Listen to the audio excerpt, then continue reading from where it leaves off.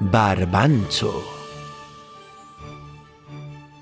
Behin batean, herri txiki batean, senar emazte batzuk bizi ziren. Seme bat zuten, txikia zen, eta Barbantxo izena jarri zioten, Barbantxo bat bezain txikia zelako. Barbantxoren aita aizkolaria zen, eta basoan egiten zuen lan. Goizean goiz, aizkora hartu eta basora joaten zen pagoak eta aritzak mostera. Barbantxuren amak bazkaria prestatzen zuen, eta eguerdian basora eramaten zion janaria. Egun batean, ama gaixorik zegoen, eta ezin zion aitari bazkaria prestatu. Orduan, Barbantxuk esan zion, berak prestatuko zuela janaria. Barbantxu bazkaria prestatzen hasi zen, lapikoan babarrunak jarri eta salda irabiletzen hasi zen, baina bapatean iristegin eta zapla, lapiko barrura erori zen. Babarrunen artean uger egin eta lapikotik irtetzea lortu zuen. Blai eginda atera zen babarrunen lapikotik, goitik behera salda zikinduta. Bazkaria prestatu zuenean, astoaren gainean jarri zuen janaria, eta basorantz joan zen aita bilatzera.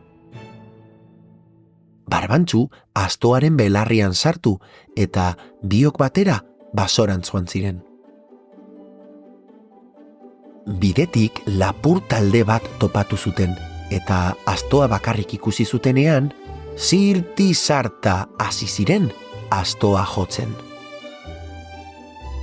Orduan, Barbantxok haserre bizian oihukatu zuen. Utzi pakean! Lapurrak guztiz harrituta korrika joan ziren. Asto honek hitz egiten du, goazen hemendik!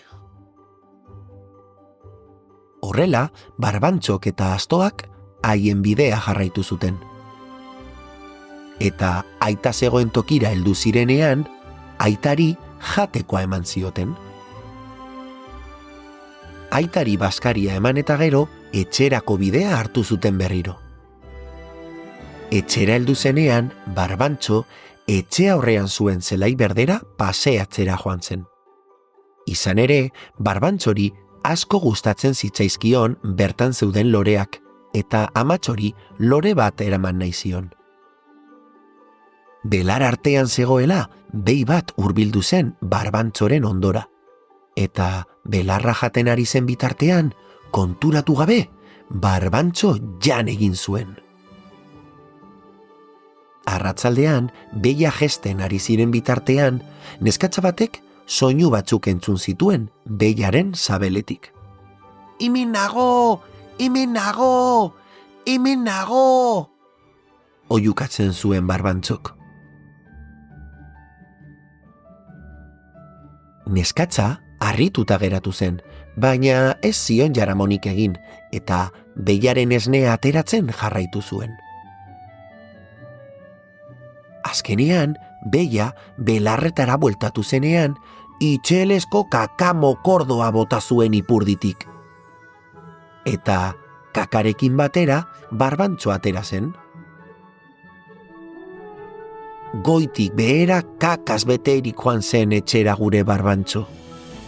Eta ala bazan, edo ez bazan, sar dadila Barbantxo kalabazan.